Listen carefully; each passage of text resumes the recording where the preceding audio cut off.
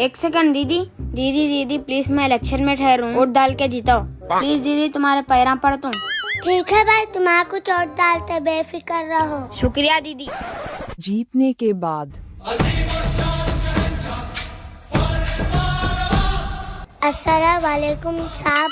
ओ अम्मा, साहब बिजी है, निकलो यहाँ से। मैं बात कर रही हूँ ना साहब से। तू कहीं को बीच में चमचागिरी कर रहा, टेक्चर ठंडा चमचा गरम। हाँ क्या हुआ?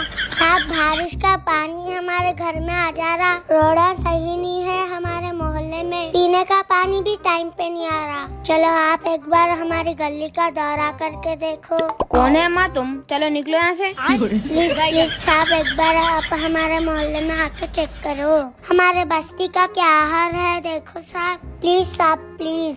अरे सिक्योरिटी, इन लोगों को गर्दन पकड़ के बाहर ढकल दे। 哎呦我的妈！